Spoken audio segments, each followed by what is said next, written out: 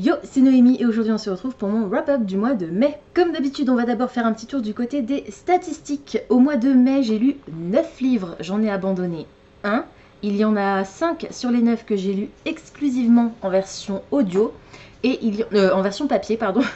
Et il y en a 4 que j'ai lus exclusivement en version audio. Je n'ai lu aucun livre numérique.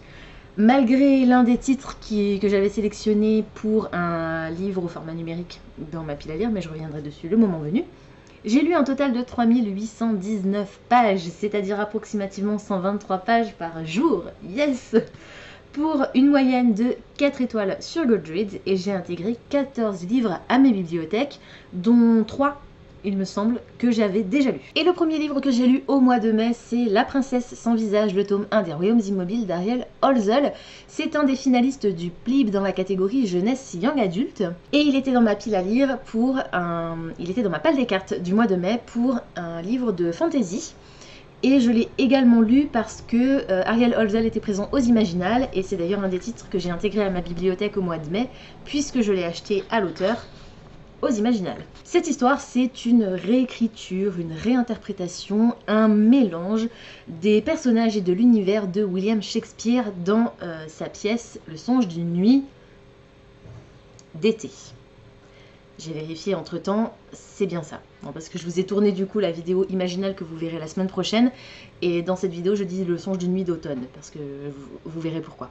Mais c'est bien Le songe d'une nuit d'été. On va faire la rencontre d'une jeune fille qui s'appelle Ivy, qui vit isolée et qui est masquée. Elle est masquée pour une raison particulière que je ne vais pas vous dévoiler pour ne pas vous spoiler. Que je vais vous spoiler parce qu'en fait ce n'est pas un spoil, c'est noté dans le résumé à l'arrière. En fait, Ivy est masquée parce qu'elle est victime d'une malédiction. Elle est une belle à mourir. Toutes les personnes qui voient son visage sont pris de folie, de folie frénétique et meurent.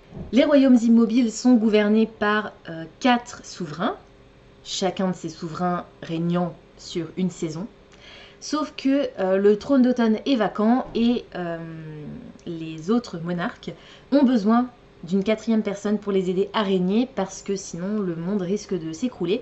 Et elles vont lancer, puisqu'il ne s'agit que des femmes, elles vont donc lancer une compétition chez les héritières de chacun des royaumes pour nommer le prochain monarque. Ivy fait partie de ces prétendantes. Je crois qu'il n'y a que des femmes aussi. Prétendantes au trône. Et on va suivre un petit peu ses aventures donc sous couvert de cette compétition. Avant d'être grossièrement interrompue par mes voisins qui tondent leur pelouse, non mais quelle idée, je disais que dans cette histoire, on a énormément de types de créatures différentes, et d'ailleurs on a un glossaire à la fin, un index, parce que... Je suis désolée si vous entendez des bruits de tondeuses, de travaux, je sais pas ce qu'ils font. Ça m'énerve, mais je sais pas ce qu'ils font. J'ai déjà fermé les 2 fenêtres qui sont dans le salon. La fenêtre de la chambre est encore ouverte. Il fait 28 degrés. Donc je vais pas fermer les 3 fenêtres de l'appart juste parce qu'il y a un peu de bruit. Je m'excuse, je vais essayer peut-être de parler un peu plus fort, mais je veux pas non plus vous casser les oreilles. Donc, on a à la fin un index avec toutes les créatures pour s'y retrouver si jamais on a un petit doute, parce qu'effectivement elles sont très bien décrites. L'auteur nous permet de visualiser de manière très vive ces créatures, mais parfois on a besoin d'un petit rappel sur attends, cette créature, qu'est-ce que c'est? Ça ressemble à quoi? On a Puck, le personnage de Puck, le classique, qui est pas très cool. Et presque tous les personnages dans cette histoire ont un double, voire un triple motif.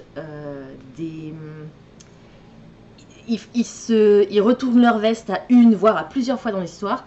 Ivy est peut-être un poil trop confiante, je pense. Elle est, sans être naïve, je trouve qu'elle fait confiance assez vite aux personnages secondaires. L'ambiance est sylvestre à souhait, c'est sombre, féerique, c'est incroyable, magnifique, rafraîchissant, parce qu'on est sur des tonalités d'automne. En fait, cette couverture, vous voyez la vibe de cette couverture, et ben c'est la vibe de l'histoire. Très automnale, très magique, conte de fées, voilà, c'était incroyable. La plume d'Ariel est magnifique, comme d'habitude, c'est poétique. On a une belle mythologie qui est mise en place et il maîtrise absolument son univers sur le bout des doigts. Il y a un super rythme, j'ai beaucoup aimé la construction, j'aime le plot de... le trope, pardon, de la compétition, donc cette histoire m'a beaucoup plu. Dans sa construction, dans son rythme, on a de l'action quasiment tout le temps. Quand on pense qu'on va enfin pouvoir souffler, il se passe de nouveau quelque chose. C'est pas un marathon pour le coup, c'est vraiment une course. Et pourtant, ça va pas trop vite. Je trouve que le rythme, je parle beaucoup de rythme, mais je trouve qu'il est très juste en fait. Il y a vraiment beaucoup d'éléments dans cette histoire. Elle est complexe, il y a énormément d'informations, il y a beaucoup de suspense également. On a pas mal de révélations tout au long de ce tome 1, même si on reste en suspens avec quelques interrogations, et le tome 1 se termine par un cliffhanger. Donc si vous avez la possibilité d'avoir le tome 2 pour le lire dans la foulée, je vous le conseille. C'est une duologie. Il y a un petit point de logique qui m'a embêtée, c'est... Alors je vais pas pouvoir vous dire exactement quoi pour ne pas vous spoiler, mais... sur les 3 épreuves, il y a une épreuve qui s'appelle l'aiguille, l'épreuve de l'aiguille. Et j'ai trouvé que le comportement d'Ivy, qui en fait est un surnom, notre personnage principal s'appelle Ivali. J'ai trouvé que le comportement donc d'Ivali, Ivy, ne correspondait pas au personnage que je suivais depuis le début de l'histoire. Elle prend une décision, elle fait quelque chose que pour moi, elle n'aurait pas dû être capable de faire. Elle n'aurait pas dû être capable de prendre cette décision. Ça sert l'histoire. Si elle avait agi autrement, l'histoire n'aurait pas pu continuer, je pense, ou peut-être différemment. Mais pour moi, c'était pas logique. J'ai passé un moment incroyable. C'était vraiment extraordinaire. J'ai enchaîné directement avec la suite dont je vais vous parler tout de suite. L'audio est merveilleux et les 2 tomes sont compris dans l'abonnement Audible. Donc si vous êtes abonné à Audible, vous pouvez vous procurer gratuitement. C'est inclus dans l'abonnement, le tome 1 et le tome 2 des Royaumes Immobiles d'Ariel Holzel, ce que je vous conseille parce que j'ai adoré le tome 1, à tel point que je lui ai mis exactement la même note que Mémoire de la forêt pour les finalistes du PLIB, mais je vais voter pour Ariel Holzel, à moins que les 2 derniers finalistes qui me restent à lire soient encore meilleurs, parce que je trouve qu'on est plus dans un univers de SFFF dans ce roman que dans Mémoire de la forêt. Mais sinon, au niveau plaisir à la lecture, j'ai pris autant de plaisir à lire l'un que l'autre. J'ai lu j'ai même lu 2 autres titres entre le tome 1 et le tome 2, mais je vais vous parler tout de suite du tome 2 parce que c'est plus logique, que malheureusement j'ai moins aimé. Voilà, je vous conseille vraiment de lire au moins le tome 1, et vu la fin du tome 1, vous êtes obligé de lire le tome 2, parce qu'il y a trop d'infos qui manquent, et le tome 1 était tellement bien que voilà, j'avais besoin de lire le tome 2 immédiatement, que, comme je vous l'ai dit, je n'ai malheureusement pas autant aimé. Alors, Les Royaumes Immobiles, le tome 1, pardon, La Princesse sans visage, c'était 5 étoiles, et pour le tome 2, Le Règne des Chimères, j'ai mis 4 étoiles sur Goodreads. Je vous le mets par ici parce que je n'ai pas la version papier, je l'ai lu en version audio du coup. Je trouve que Ivali dans ce tome 2 est encore plus naïve que dans le tome 1, et je vous l'ai dit, dans le tome 1, ça me dérangeait pas le nombre de personnages qui retournent leur veste, mais là, presque tous. Il n'y en a pas un seul, je crois, qui à un moment va pas trahir quelqu'un pour ensuite trahir l'autre, puis retrahir de nouveau. Ça en devient ridicule, malheureusement. L'atmosphère change radicalement. On est sur des décors complètement différents, une ambiance plus guerre que compétition. On est sur la guerre, la vraie guerre avec un grand G, et on a des scènes très très très cruelles. On est sur un récit qui est en fait moins merveilleux et plus horrifique. Au niveau du style de l'auteur, j'ai rien à redire, c'est toujours aussi beau, c'est poétique sans être lyrique, et je trouve que Ariel Holzel a l'art et la manière de nous dépeindre des scènes absolument monstrueuses, mais enrobées dans un joli papier. Je trouve que c'est un talent qu'il a, sur un magnifique plateau, présenté de manière très jolie, mais tout ce qui se passe, c'est monstrueux. Mais j'aime cette façon qu'il a de présenter les choses. Comme je vous l'ai dit, l'aspect compétition me plaisait plus dans le tome 1 que le côté guerre, action, combat pur et dur du tome 2. Et malheureusement, je n'ai pas aimé la fin. Je l'ai trouvé trop... What? et trop d'infos, beaucoup trop rapides. Il y a des personnages qui débarquent au dernier moment alors qu'on n'en avait jamais entendu parler, ou alors on en avait entendu parler, mais pour nous c'était des personnages qui ne pouvaient pas arriver dans l'histoire. Du coup, j'ai été déçue par cette fin que j'ai trouvée précipitée. Je pense pas qu'un tome 3 aurait été nécessaire. Je pense qu'une duologie c'était très bien, mais je pense que la construction de ce tome 2, en fait, je trouve que nos personnages sont éloignés pendant trop longtemps de l'action, et que le tout début, ce qui se passe, alors je peux pas vous dire où il se trouve pour pas vous spoiler la fin du tome 1, c'était un peu long. Et je me dis, si on s'était concentré un peu plus sur la deuxième partie du récit, peut-être qu'on aurait réussi à boucler l'histoire sans que le lecteur ait cette sensation de précipitation. De nouveau, on a énormément de rebondissements, des trahisons à tout va, donc même si au bout d'un moment ça devient ridicule, on sait jamais ce qui nous attend, donc le lecteur reste tenu en haleine. Au niveau de la logique, là il y a plus de choses du coup qui m'ont dérangé. On a une relation amoureuse entre deux personnages qui sort de nulle part, on n'en a jamais entendu parler avant, et elle est même quasiment, je dirais pas impossible parce que tout est possible, mais improbable. Improbable parce que l'un des deux personnages qui fait partie, enfin un des deux protagonistes de cette relation amoureuse, était dans le tome 1 dans une autre relation avec une autre personne. Et le moment où cette autre personne s'efface, et entre le moment où cette autre personne s'efface et le moment dans le tome 2 où on se rend compte que le deuxième personnage de cette relation est en couple avec quelqu'un d'autre, et ben il s'est pas passé suffisamment de choses, ou alors il s'est passé trop de choses pour que ce soit crédible. Du coup, il me manque une information, ou alors on s'est pas attardé suffisamment sur ce personnage-là en particulier et sur ses motifs plus profonds.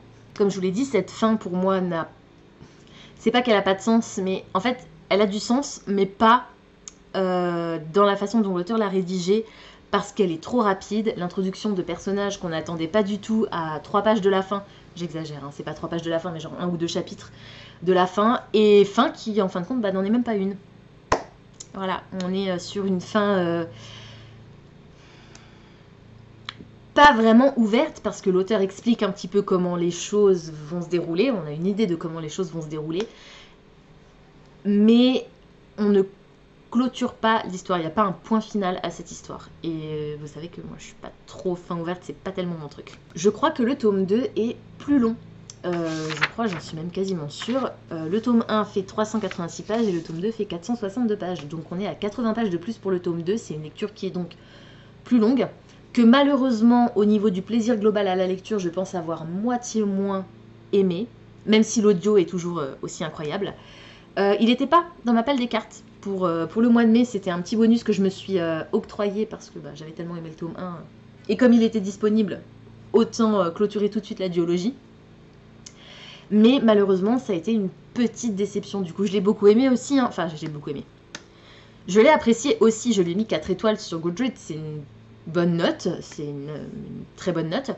Mais j'ai été un peu déçue parce que j'avais tellement apprécié le tome 1. C'est quand même une série, une duologie que je vous conseille, ne serait-ce que pour la plume de l'auteur et l'univers qu'il a réussi à créer. Et je vous l'ai pas dit, mais du coup, le tome 1, c'est mon roman préféré du mois de mai.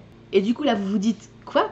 C'est celui-là ton roman préféré? Pourtant, t'étais pas censé lire Crescent City? Si! J'ai lu Crescent City, le tome 1, Maison de la Terre et du Sang de Sarah J. Maas, que j'ai adoré. Je lui ai mis 5 étoiles sur Goodreads. Ce n'était pas un coup de cœur et je l'ai moins aimé que La Princesse sans visage. Il était dans ma palle des cartes parce que j'étais tombée sur une case Take a Chance, et c'est cette carte qui m'a obligée à lire ce roman. Du coup, dans cette histoire, on va faire la connaissance de Bryce, qui est une jeune femme mi-humaine, mi-faée, et qui vit en colocation avec sa meilleure amie, qui, elle, est l'héritière d'un des clans de loups-garous de Crescent City. On est dans un univers, comme vous l'aurez compris, où il y a plusieurs types de créatures différents. Des faées, des vampires, des loups-garous, un peu de tout. Et Bryce est une jeune femme extrêmement indépendante.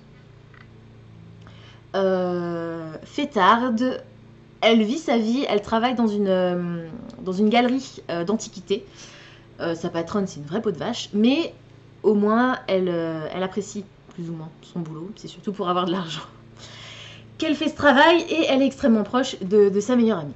Un beau jour, Bryce va être entraînée dans une enquête pour retrouver un assassin, un tueur en série. Si Bryce est entraînée dans cette histoire, c'est qu'il y a une raison bien précise, mais je ne vais pas vous dévoiler laquelle pour ne pas vous spoiler, parce que je connaissais la raison pour laquelle Bryce a été entraînée dans cette histoire avant de commencer Crescent City. Sophie, ma collègue, elle ne la connaissait pas. Et du coup, moi j'ai été spoilée en fait, parce que quand vous commencez l'histoire sans savoir exactement ce qui va se dérouler, vous ne pouvez pas imaginer la raison pour laquelle Bryce va être entraînée dans cette histoire. Donc je vous conseille, j'espère que vous ne vous êtes pas déjà fait spoiler, mais je vous conseille de ne pas lire le résumé. Dans le résumé français, ils ont réussi à pas spoiler les lecteurs, parce que dans le résumé en VO, je crois que les lecteurs sont spoilés. Bref, c'était trop bien, j'ai adoré. Alors il y a certains aspects du comportement de Bryce et de Danica qui ne m'ont pas plu du tout. Je trouve qu'elles prennent des risques inconsidérés, elles n'ont aucun respect pour les autres et pour elles-mêmes. Elles s'insultent entre elles, c'est la forme de leur amitié qui est comme ça, mais je ne sais pas, je n'ai jamais compris les gens qui s'insultaient pour se saluer ou qui se donnaient des noms vulgaires pour, comme petit surnom. Ça m'a toujours dépassé, je trouve ça totalement inapproprié, mais chacun fait ce qu'il veut, bref. Mais ça m'a vraiment beaucoup dérangé. Du coup, au niveau des personnages, j'ai eu un peu de mal à m'attacher à Bryce, qu'on va suivre un peu plus particulièrement. Je m'attendais à une romance hyper sexy et hot. Bah non en fait. non. Il y a quelques scènes qui donnent chaud, effectivement, mais on n'est pas du tout sur une romance, en tout cas pas dans ce tome 1. La relation qui va se mettre en place entre les deux personnages principaux, Bryce et Hunt, prend vraiment beaucoup son temps. Et j'ai adoré le personnage de Hunt. En revanche, je l'ai kiffé, surkiffé. C'est un personnage que j'ai vraiment énormément aimé. C'est un ange déchu qui a été réduit en esclavage. Là encore pour une raison que je ne vais pas vous dévoiler. J'ai adoré son personnage. J'ai énormément aimé l'atmosphère. Je l'ai trouvé géniale. On a une ambiance un petit peu ville orageuse, lourde, humide, sale. Imaginez un peu genre Gotham City. Et en fin de compte, ça représente plutôt bien l'aspect intérieur du personnage principal. Au niveau du style de l'autrice, alors, je n'ai rien trouvé d'exceptionnel. Par contre, j'ai relevé des expressions qu'elle avait déjà employées mot pour mot dans la série ACOTAR. Et la traduction est moyenne. Pas mauvaise, mais moyenne. J'ai été surprise quasiment jamais, malheureusement, mais je vous l'ai dit, hein, je me suis fait spoiler le début de l'histoire, donc forcément, Sophie, elle, a été très surprise. Moi, quasiment pas, je trouve que tout est assez prévisible. Par contre, c'est très graphique, attention, c'est assez violent. Âme sensible s'abstenir, je vous conseille de lire les trigger warnings qui se trouvent au début de l'ouvrage. On a assez peu de déplacement des personnages sur la carte, ce qui est dommage parce qu'on a une carte, réellement, et on aurait pu suivre un petit peu plus leurs mouvements, mais ils bougent pas tellement au final. Et l'enquête était pas tellement intéressante pour moi, vu que je me suis moyennement attachée au personnage principal. Cependant, j'avais très envie de continuer cette histoire. J'ai été intriguée quasiment du début à la fin, parce que on a beaucoup de secrets. Bryce elle-même a des secrets qu'on va découvrir seulement à la fin du tome 1. Je pense qu'il y en a encore certains qui ne nous ont pas encore été dévoilés. Et j'avais envie de connaître ces secrets et surtout de connaître les implications de ce secret par rapport aux autres personnages. Je n'ai rien à dire au niveau de la logique, c'était nickel. L'univers est maîtrisé à la perfection. L'identité de la personne responsable de tout ce carnage me semble absolument logique. Pas prévisible pour le coup. J'ai eu mes soupçons à un moment donné, mais c'est pas une des choses que j'avais vraiment devinées. Mais en fait, c'était extrêmement logique que ce soit cette personne qui soit responsable. Au niveau de mon plaisir global à la lecture, je vous l'ai dit, je l'ai adoré. C'était un peu long à se mettre en place. Et malheureusement, ça manquait de fesses. Je voulais de la fesse pour cette histoire. Eh ben, il n'y en avait pas assez à mon goût. Peut-être dans le tome 2. On verra. En tout cas, c'était vraiment chouette. Et du coup, je vous le conseille de tout cœur. Ensuite, j'ai lu le tome 4 et le tome 5 de Louis Le Gallou de Jean-Luc Marcastel. Le tome 4, c'est La Cité de Pierre. Et le tome 5, Le Cœur de Tolosa. C'était les 2 derniers tomes de la série. J'avais le tome 5 dans ma palle des cartes du mois de juin pour un livre avec un animal sur la couverture. Et aussi parce que Jean-Luc Marcastel était présent aux Imaginales. Sauf que je n'avais pas encore lu le tome 4, que normalement j'aurais dû lire en avril parce qu'il faisait partie de ma pile à lire pour le Magical Readathon. Que j'ai lamentablement échoué à lire. Bref, je vais vous parler des 2 tomes en même temps, puisque je leur ai donné sensiblement la même note. J'ai légèrement préféré le tome 4, mais c'était phénoménal. Je leur ai mis 5 étoiles à tous les 2. C'était incroyable. Dans cette histoire, on va faire la rencontre de Louis, qui va découvrir un beau jour qu'il est un galou. Il a un gène dans sa famille qui fait que les hommes de sa famille se transforment en loup-garou. Le but de cette histoire, c'est de se rendre jusqu'à Toulouse, Tolosa, pour tenter de sauver, de remettre en place le roi légitime, parce que c'est un usurpateur qui est sur le trône pour l'instant. Et donc Louis va partir avec Margot et son frère d'adoption, dont j'ai oublié le nom, désolé. Dans cette quête d'identité, dans cette quête pour la justice, pour le bien commun et pour l'amour. C'était incroyable. Vous savez, je vous en parle depuis longtemps de Louis Le Gallou parce que ça fait un moment que j'ai commencé la série, ça fait plusieurs années. Jean-Luc Marcastel m'a brisé le cœur parce que c'était phénoménal. J'ai adoré, je me suis attachée à ces personnages. C'était incroyable. Les personnages sont magnifiques, on a un beau pied de nez au manichéisme dans cette histoire, on a de la rédemption pour les personnages qu'on pensait en être exempts et c'était trop bien. Je vous l'ai dit, on va parler de rédemption, on va parler d'amour, on va parler de foi, mais plutôt foi en soi-même et foi en les gens qu'on aime, plutôt que foi envers la religion. Et on a de nouveau des pertes absolument déchirantes. Il y a juste léger petit bémol. Léger petit. Dans le tome 5, j'ai trouvé que... Donc c'est Séverin, en fait, le nom du frère adoptif de Louis. Je sais pas comment j'ai pu l'oublier, ma soeur s'appelant Séverine. Bravo. Séverin, donc, que j'ai trouvé un petit peu agaçant dans le tome 5. L'atmosphère est lourde, sombre, pesante, on sent le poids de la bataille, on a la peur au ventre, on pense aux horreurs qui sont présentes, qui sont en train de se dérouler et à celles qui vont arriver. Et à côté de ça, on a une introduction et une conclusion pour chaque tome, tout en douceur. Donc on a un très très beau contraste. L'auteur a un véritable talent de conteur, je vous l'ai dit à chaque fois, et je vais le redire encore une fois au moins.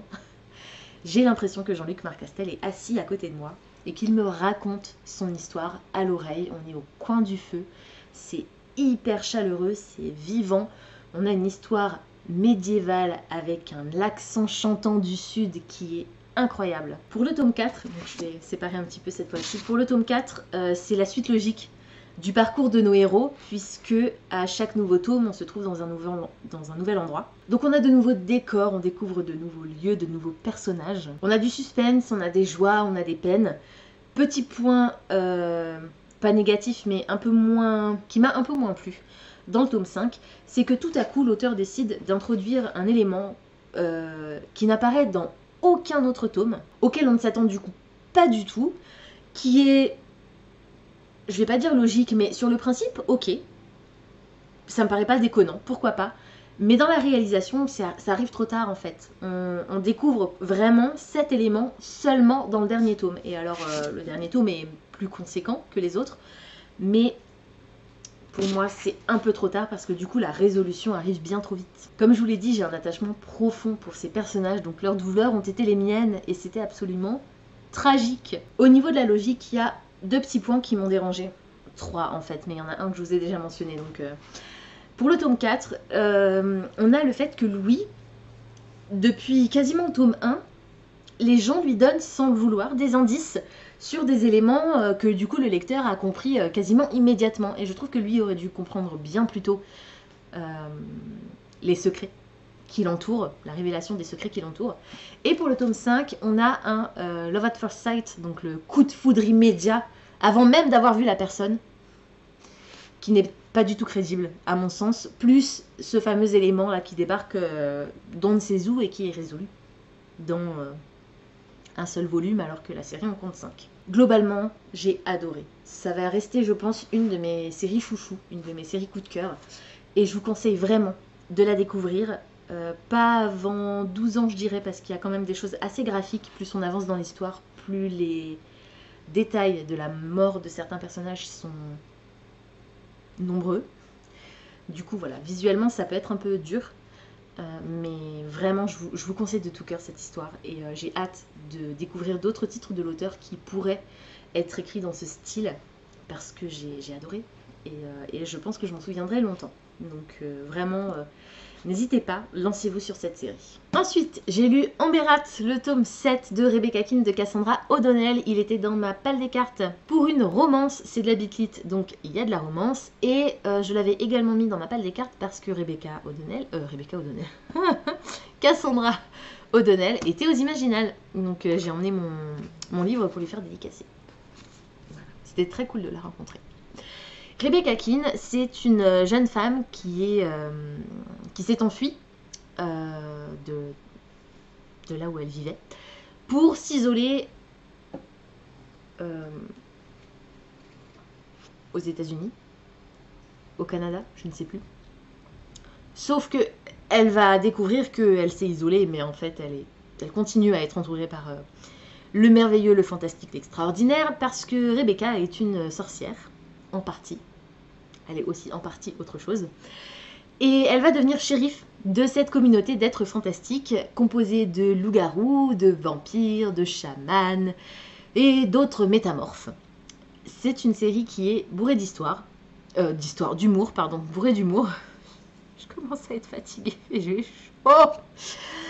C'est une série qui est bourrée d'humour. On a une héroïne qui va du coup se retrouver un peu shérif de toute cette communauté, comme je vous l'ai dit, à gérer les problèmes des uns avec les autres et à enquêter sur les meurtres dont sont victimes les clans. Voilà. Qu'ils soient perpétrés par des humains ou par des créatures fantastiques. J'adore cette série. On a, dans ce tome 7, un peu trop de mal dominateur à mon goût. Et malheureusement, mon personnage préféré, qui, en dehors de Rebecca, est Raphaël, il est très peu présent, il est quasiment pas là du tout de tout ce tome 7, donc j'étais très déçue. Par contre, j'ai adoré les Vicaris, c'est le clan de sorcières dont est issue Rebecca, qui sont présentes dans ce tome 7, et je les ai adorées, elles sont phénoménales. Je me suis bidonnée, c'était incroyable. Alors elles sont nature confiture, et moi je vous parle de bouquins avec passion et avec humour, et j'adore ça. Elles, c'est la même chose, sauf qu'elles vous parlent pas de bouquins, elles vous parlent de la dernière personne qu'elles ont éviscérée. C'est trop bien. J'adore. Avoir lu ce tome 7, c'était un peu comme revenir à la maison. Je suis familière de l'univers, j'ai l'impression de jamais l'avoir quitté, même s'il m'a fallu un petit peu de temps pour me remettre dedans, parce que ça fait longtemps que j'ai lu le tome 6. Je pense que je pourrais facilement enchaîner tous les volumes de la série de manière très rapide et ne jamais me lasser. Cependant, on a beaucoup d'événements qui s'enchaînent et qui s'enchaînent à une telle vitesse qu'on a à peine le temps de pleurer les morts.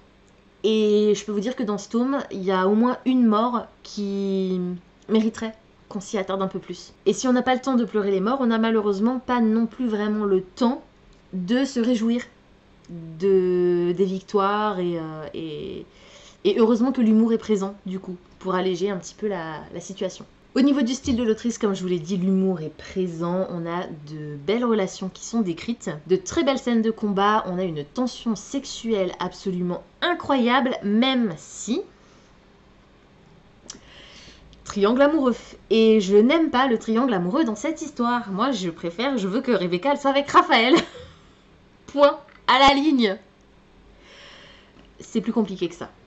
Parce que c'est pas juste une histoire de sentiments, comme vous le découvrirez en lisant la série. Donc, je réussis à passer outre mon agacement. Je vous l'ai dit, au niveau de l'histoire, on est sur un triangle amoureux très complexe. Parfois, on se demande même si c'est pas un triangle, mais plutôt un carré, voire un hexagone amoureux. Et en fin de compte, dans ce tome 7, je trouve que l'intrigue, l'enquête menée par Rebecca passe complètement au second plan, au profit des relations de l'héroïne avec les autres personnages et des conséquences des actes de Rebecca dans les tomes précédents. Je suis toujours hyper happée par cette histoire. J'ai toujours hâte de découvrir quels problèmes vont tomber sur le coin du nez de notre héroïne. Le tome 7 se termine par un cliffhanger. J'avais la version audio. Donc c'est un des livres que j'ai lu en version audio exclusivement parce que même si j'avais la version physique, je l'ai lu tellement vite que j'ai pas eu le temps de sortir le roman. Et arrivé à la fin, la dernière ligne du texte, c'est une ligne de dialogue et je me suis dit, quoi? C'est déjà fini? Non, ça peut pas finir comme ça, impossible. Donc il me faut absolument le tome 8 que l'autrice va tenter d'écrire cet été et qui ne sera disponible qu'à la fin de l'année 2024 du coup, donc il va falloir être patient. Quelques petits points de logique qui m'ont dérangé, c'est Rebecca connaissant le monde dans lequel elle vit et la probabilité de choses qui ne sont pas censées pouvoir arriver mais qui arrivent quand même, parce que pourquoi pas. Je pense qu'elle devrait prendre plus sérieusement en considération les avis et les sentiments des uns et des autres. Malheureusement, pour moi, le retour de Raphaël est trop tardif. Avec ce qui se passe dans ce tome 7, je ne comprends pas, malgré sa position, qu'il ne soit pas revenu plus tôt. Parce qu'en fait, si Raphaël n'est pas présent dans ce tome 7, c'est parce qu'il n'est pas là. Il est... je sais plus où, mais il n'est pas là. Mais il aurait dû revenir plus tôt. D'autant plus pour... un aspect précis de l'histoire que je vais pas vous dévoiler pour pas vous spoiler parce que j'ai été surprise d'un élément de ce tome 7. C'était trop court, je veux la suite tout de suite. Ça va être compliqué d'attendre jusqu'à fin 2024. On a des super scènes de fesses et de très beaux dialogues, de très belles déclarations et comme je l'ai dit un super humour, donc plaisir global à la lecture, plus 10. Plus. C'était vraiment génial. Lisez cette série si ça vous tente. C'est chouette. Et une excellente série de beat lit française qui se lit très très vite pour adultes bien sûr. Mais voilà, vraiment découvrir cette série, c'était incroyable. Ensuite, j'ai abandonné Marianella de Benito Pérez Galdós. Je l'avais emmené avec moi à Corfou. Et j'ai atteint les 100 pages et j'ai abandonné. J'essaye de me fixer au moins 100 pages. Pour un bouquin, je me dis que c'est une bonne quantité. Là, en gros, en plus, il faisait, je sais pas, moins de 300 pages. Moins de 200 pages. Il faisait 175 pages. Donc 100 pages, c'est plus de la moitié. J'avais largement lu assez pour décider que je ne voulais pas continuer cette histoire. Dans laquelle on va rencontrer Marianella, qui est une jeune fille... qui a été abandonnée quand elle était enfant par sa mère, qui était une personne vraisemblablement peu recommandable, et qui a été recueillie par un village qui est constitué de travailleurs miniers. Mais elle est recueillie, mais en fait, tout le monde s'en fiche un peu. Elle vit dans une des familles, je crois que ça doit être la famille la plus aisée, peut-être pas forcément les propriétaires, ou alors si les propriétaires. Si, peut-être quand même les propriétaires de la mine. Mais elle n'est pas considérée comme un autre enfant ou même comme une amie de la famille. Pour tout le monde, elle est bonne à rien. Et en gros, l'histoire, c'est... le roman s'appelle Marianella, donc c'est l'histoire de cette fille. Tous les personnages sont horribles avec l'héroïne, qui n'a rien d'une héroïne. Je vous l'ai dit, tout le monde considère que Marianella, si on... Oh, tiens, t'es là, toi. Bah oui, j'existe, je suis une personne. Prenez-moi en considération. Mais non, parce que Marianella, comme on lui a répété toute sa vie qu'elle était bonne à rien et qu'elle était encombrante, elle se considère comme étant bonne à rien et encombrante. Et elle continue à se considérer de cette façon, malgré ce que certaines personnes un peu plus bienveillantes peuvent lui dire, et malgré ses bonnes actions, parce que c'est quelqu'un de bon, qui n'a pas une once de méchanceté en elle, mais qui malheureusement manque d'éducation. Et du coup stupide. On a un récit qui est extrêmement contemplatif. C'est comme regarder un tableau. Alors c'est un joli tableau, mais il n'y a rien qui se passe. Le style de l'auteur est over dramatique. Il en fait des caisses, c'est abusé, c'est hyper lyrique et c'est fatigant. On a l'impression que les personnages s'expriment comme dans une pièce de Shakespeare, encore lui d'ailleurs. Mais vraiment c'est ça, c'est avec les grands gestes, les machins, c'est vraiment des dialogues qui n'ont en plus ni queue ni tête. Est-ce que c'est l'histoire de Marianella ou est-ce que c'est l'histoire du médecin qui vient tenter de soigner la cécité d'un personnage secondaire? On ne sait pas, puisque l'histoire s'ouvre sur ce médecin.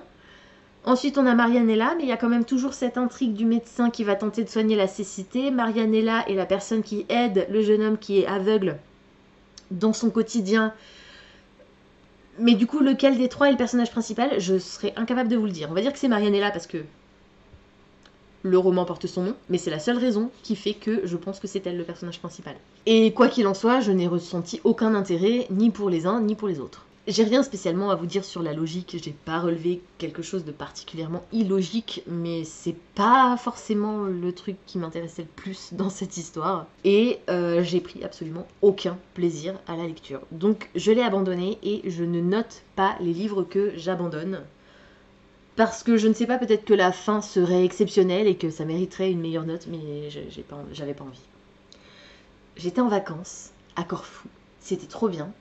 Et je prenais aucun plaisir à ma lecture, donc j'avais pas envie de me prendre la tête avec un truc qui me faisait chier. Pendant mes vacances, pendant mon voyage de noces. Donc, j'ai laissé tomber. Par contre, l'autre livre que j'ai lu pendant mes vacances, c'était Tiziri, le tome 1, Le choix d'Astard d'Alexiane Delis, autre finaliste du Plib. Je l'ai adoré, je lui ai mis 5 étoiles sur Goodreads. C'est un récit de science-fiction dans lequel on va faire la connaissance de Tiziri, qui est une jeune femme albinos qui vit sous un dôme, protégé du monde extérieur, avec plusieurs autres humains. La Terre a été colonisée par les écomères, qui sont une race d'aliens, et Tiziri fait partie des rares chasseurs, traqueurs, qui sont autorisés à sortir du dôme pour ramener la pitance aux autres humains. Donc ils sortent, ils chassent les animaux. Animaux extrêmement particuliers. Alexiane Delis a une imagination absolument incroyable et très fertile. On a des tigres bleus à dents de sabre avec 4 yeux. 4 œils, 6 yeux. 6 yeux, pas 4, 6. Et en fait, toutes les races d'animaux qu'on va croiser, tout comme les plantes d'ailleurs, sont issues d'un croisement à un moment donné, entre deux ou plusieurs autres espèces. Et du coup, c'est magnifique. On va donc, je vous l'ai dit, rencontrer Tiziri. Et alors, il faut que je relise le résumé pour savoir jusqu'où je peux aller dans ma description. Ce que je vous ai donné là comme pitch, c'est l'histoire que les anciens ont racontée depuis toujours à Tiziri et aux jeunes générations. Mais le gibier se fait rare à proximité du dôme. Tiziri va donc devoir s'éloigner de plus en plus dans une zone qui lui est normalement interdite. Et va découvrir des choses qui normalement ne devraient pas se trouver là. Et elle va donc commencer à remettre en question un petit peu ce qu'on lui a dit, ce qu'on lui raconte depuis toujours. Tiziri est albinos et elle est pas considérée comme moins qu'un être humain, mais elle est mise de côté. Pas rejetée parce que les autres humains ont besoin d'elle sous le dôme pour chasser, mais elle est quand même considérée comme moins bien qu'eux, évidemment. Sinon, voilà. L'eugénisme. J'ai adoré cette histoire, c'était incroyable. C'est le premier tome d'une duologie et j'ai hâte d'avoir la suite qui devrait paraître en septembre. Tiziri est très intelligente et ultra maligne. Son entourage est plutôt absent dans ce premier tome. Au début, on les fréquente un peu, mais la mise en place de ses relations avec sa famille et les gens avec qui elle vit sous le dôme est suffisamment bien faite et ne va pas trop loin pour qu'on ait envie d'y retourner dans le tome 2 et découvrir un petit peu plus ce qui se passe sous un nouveau jour. Les écomères, eux, sont incroyables. Fascinants, j'ai adoré découvrir ces aliens et pourtant, la SF et moi, c'est pas trop ça. Et alors la SF avec des aliens, fallait même pas y compter. Et ben je suis contente que ce titre soit dans les finalistes du Plib parce que je ne pense pas que c'est un roman que j'aurais découvert autrement. Et comme je vous l'ai dit, c'était vraiment génial. C'est super immersif. On a des décors et des créatures, comme je vous l'ai dit, vraiment merveilleux. Un peu, imaginez Avatar. Ben voilà. Le côté vraiment merveilleux et ultra coloré et ultra proche de la nature d'Avatar. C'était exactement cette sensation qu'on a dans ce roman. Le style de l'autrice a rien de foncièrement novateur ou original, mais c'était très fluide, très clair, et comme je vous l'ai dit, elle a une imagination débordante. L'histoire est un peu longue à démarrer, mais géniale. J'ai adoré la construction du récit, et le début permet de comprendre la complexité des réflexions de Tiziri, qui je pense va être très importante pour le tome 2. Par contre, c'était un peu prévisible. Je trouve que le titre du tome 1 est révélateur, il en dit trop. J'étais pas hyper emballée au début, comme je vous l'ai dit, les aliens et moi, c'est pas... Mais il m'a été impossible de le lâcher, à partir d'un certain point dans l'histoire, que je peux pas vous révéler parce que spoiler. Mais à un moment donné, l'histoire va changer radicalement pour Tiziri, et à partir de ce moment-là, je n'ai plus réussi à le lâcher. Je n'ai rien à redire concernant la logique. L'autrice maîtrise son univers à la perfection malgré le nombre de créatures et de plantes qu'elle décrit. Tiziri réagit de manière extrêmement rationnelle et logique et cohérente malgré ce qu'elle vit, parce qu'on pourrait penser qu'avec tout ce qu'elle vit, elle soit dans le déni total, en mode non, c'est pas possible, ce que je vois n'existe pas parce que c'est pas comme ça qu'on m'a élevée. Et en fait, non. Elle n'est pas non plus en mode ok, on m'a menti depuis le début toute ma vie, non plus. C'est un mélange un peu des deux. Elle voit que ce qu'elle voit ne correspond pas à ce qu'on lui a dit toute sa vie. Elle l'intègre. Elle commence à remettre en question ce que les anciens lui ont dit. Mais d'un autre côté, elle se dit oui, mais attends, c'est pas possible. C'est moi qui ai un truc que j'ai pas compris. Je trouve que c'est très, très équilibré et très sain comme comportement. Et j'ai adoré. J'ai passé un super moment, vraiment je vous le conseille. Alors attention, c'est un petit peu graphique quand même, du coup je dirais pas avant 14 ans. Je crois pas qu'il y ait de... Il n'y a pas d'âge conseillé, mais ouais, je dirais pas avant 14 ans. Il a remporté le prix des Aliénales 2022 et c'est mérité parce que c'était vraiment très très chouette. Et c'est celui-ci qui était dans ma pile des cartes pour un livre numérique. Et en fait je l'ai lu en audio. Je l'avais dans ma pile à lire numérique. Donc ça comptait quand même, mais je n'ai pas lu la version numérique, j'ai lu la version audio. C'était trop bien, j'ai adoré la narration également. Donc la version audio est très très bonne si ça vous intéresse. Et j'ai hâte d'avoir la suite et fin du coup de cette duologie apparaître, comme je vous l'ai dit, au mois de septembre. Et Alexiane Delis, c'était aux Imaginales aussi, et donc ça fait partie des 3 livres que j'ai achetés et que j'avais déjà lus. Le 3e, c'était le tome 4 de La Passe Miroir, mais je ne vais pas vous en parler dans cette vidéo parce que je l'ai pas lu au mois de mai. Et le dernier titre que j'ai lu au mois de mai, malheureusement ça l'a pas fait pour moi, ça a été une déception, c'est le tome 1 des Mystères de l'Arispem, le sang jamais n'oublie, de Lucie Pierrat-Pajot, qui a remporté le prix du premier roman Gallimard Jeunesse, l'année suivant Christelle Dabos, justement, avec La Passe Miroir. C'est pour cette raison uniquement que je l'avais acheté au départ. Et parce que le pitch m'intriguait, on est sur une uchronie, donc la science-fiction, une histoire qui se déroule peu après la Commune, à Paris, l'Arispem. Et dans cette version, ce sont les révolutionnaires qui ont remporté la seconde révolution. Ce qui s'apparente, ce qui est la Commune en fait, sauf qu'ils n'appellent pas ça la Commune, ils appellent ça la seconde révolution. Et ce sont les révolutionnaires qui ont remporté ce conflit.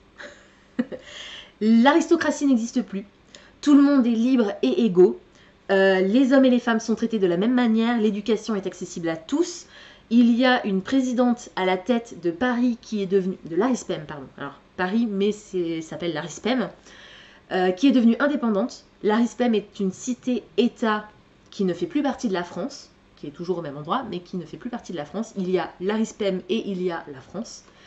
Et on va rencontrer 3 personnages. Une jeune fille qui fait partie des bouchers de Paris. Et en gros, cette histoire est venue à l'autrice parce que son mari est boucher et lui a parlé de l'argot des bouchers de Paris à cette époque. Argot qui est parfois encore employé de nos jours. Le principe est celui-ci. Vous prenez un mot, n'importe lequel, Paris, par exemple. Ça peut être un nom propre, un nom commun, peu importe. Vous prenez le mot Paris. Vous mettez la première lettre à la fin. Donc ça fait Arispe. Vous remplacez la première lettre par un L, donc ça fait Larispe. Et vous ajoutez un suffixe quelconque, celui qui vous fait plaisir. Larispem. Capiche? Pour les bouchers, on les appelle des louchébèmes. Vous prenez le mot boucher, vous mettez le B à la fin. On va remplacer le R par un E accent aigu pour que ce soit plus lisible. On rajoute un L au début, loucheb, et on met un suffixe à la fin, M, louchébème. Malheureusement, ce principe, cet argot, c'est en grande partie ce qui m'a fait ne pas apprécier l'histoire, parce que le style que l'autrice emploie, du coup, est très spécifique à cette trilogie. Hein. Donc si elle écrit d'autres choses, ce ne sera pas forcément dans le même style. Mais je trouve que ça casse le rythme, c'est très long à lire et pourtant l'histoire est rapide. Le roman se lit assez vite, mais ce principe de l'emploi de l'argot des bouchers de Paris a ralenti ma lecture. J'avais commencé à vous parler des personnages et ensuite je me suis moi-même interrompue. Donc on a une première héroïne qui s'appelle Carmine, comme les sœurs Carmine d'Ariel Holzel. Carmine, qui est donc boucher de Paris, et qui est boucher de Paris, tout simplement. Je ne sais pas quoi vous dire de plus, elle est apprentie chez un des bouchers les plus réputés. Et elle est amie, très proche, avec... Alors c'est marrant parce que son nom, il est même pas mentionné dans le... Alors ça, c'est hallucinant. Je m'en étais même pas rendu compte. Vous savez que je relis pas, en général, les résumés avant de me lancer dans une histoire. Et le prénom de la deuxième héroïne n'est même pas mentionné dans le résumé. Alors que des deux, je trouve que c'est elle la plus importante. Liberté. Comment j'ai pu oublier ça? Le deuxième personnage principal, la deuxième jeune fille, s'appelle Liberté. Et elle, je sais pas, voilà, elle est pas... Elle travaille, elle répare les automates. Elle est un peu mécanicienne, tout ça, elle répare les automates parce qu'on est sur une uchronie steampunk. Voilà. Avec Jules Verne qui fait une apparition, même plusieurs apparitions dans cette histoire, puisque l'Arispem s'est basé sur les récits de Jules Verne pour se créer, s'améliorer et se développer. Liberté et Carmine sont toutes les deux très proches et elles vont se retrouver en possession d'un objet qui ne leur appartient pas. Et elles vont se retrouver entraînées dans un truc un peu mystérieux parce que, je vous l'ai dit, les révolutionnaires ont remporté la seconde révolution, mais les aristocrates, même s'ils n'existent plus, normalement ils ont été bannis de Paris ou tués, ils sont toujours là quelque part et ils aimeraient bien retrouver leur juste place. Donc on va un peu avoir en fait cette vengeance, quête de pouvoir des uns, des autres, de machin. Ça m'a un peu barbé, je vous avoue. On a de la magie dans cette histoire, mais je trouve que le système de magie est pas du tout expliqué. Je me suis attachée à aucun des personnages et chaque chapitre quasiment est d'un point de vue différent et je trouve que les points de vue sont très mal équilibrés. On a quasiment la première moitié de l'histoire où on croise presque que Carmine et Liberté et la deuxième partie de l'histoire quasiment où on croise que Nathanaël qui est le troisième personnage principal donc qui est un orphelin et qui va se retrouver... je vais pas vous dire comment ni pourquoi, entraîné aussi dans ce mystère. Le côté steampunk était sympa, mais l'univers particulier des bouchers de Paris ne m'a pas du tout enjaillé. Ça ne m'intéressait pas du tout, d'autant que l'autrice décrit de manière assez crue, fidèle, nature confiture, ce qui se passe dans les abattoirs. Sans être gore, c'est violent. Et surtout, on a beaucoup d'éléments qui sont dits, mais pas montrés. Et je préfère quand on me montre les choses plutôt que quand on me dit que un tel est ainsi et tel truc est comme ça. C'est un peu mâcher le travail du lecteur, je trouve. Le gros point négatif de cette histoire et qui fait que même si le reste avait été bien, je lui aurais pas forcément mis une super note, c'est qu'il y a énormément de commentaires grossophobes. Je vais pas rentrer dans les détails. Je trouve juste que la pauvre Liberté s'en prend plein la gueule parce qu'elle est grosse. Et que ça n'apporte absolument rien à l'histoire. Comme je vous l'ai dit, le système de magie, non seulement il n'est pas expliqué, mais en plus c'est pas très original. Et puis on a une menace liée à cette magie qui en fait n'est pas vraiment menaçante. J'étais pas intéressée par cette histoire, je vous l'ai dit, je me suis attachée à aucun personnage et le seul qui éventuellement m'intriguait un petit peu, je me suis rendu compte vers la fin que en fait il était naze. C'est une larve impuissante qui n'a absolument aucun intérêt. Il est ridicule et les autres personnages sont un peu trop jeunes à mon goût, je pense. Mais ça, c'est juste, c'est moi. C'est pas le contexte ou l'histoire ou quoi, c'est juste que cette histoire est un peu trop jeunesse pour moi. Mais ce critère n'a pas joué sur ma note. Je ne suis pas le public cible, je ne vais pas baisser la note parce que je ne suis pas le public cible. Ma note de 3 étoiles est ce qu'elle est pour tous les autres éléments que je vous ai mentionnés juste avant. Au niveau de la logique, il y a plusieurs éléments qui m'ont beaucoup gênée. Je vous l'ai dit, on n'a aucune explication à aucun moment sur aucun élément, et pourtant des éléments, il y en a plein. Et la victoire des révolutionnaires, la façon dont ils remportent cette seconde révolution, pour moi, c'est tellement peu probable. Je veux dire, il y a une raison pour laquelle, dans l'histoire avec un grand H, c'est les aristocrates qui ont écrasé la révolte au moment de la Commune. La façon dont l'autrice décide que les révolutionnaires s'y sont pris pour remporter la victoire me paraît pas du tout crédible. Et on a aussi certains personnages qui déduisent des informations capitales comme ça, de nulle part. L'un des personnages va faire une réflexion en mode « Ah, mais comment c'est possible ?» Et l'autre va lui répondre « Ah, bah, du coup, je pense que c'est ça. » Et personne ne revient dessus. C'est ça, en fait. On te donne l'information comme ça. Ok. Ouais.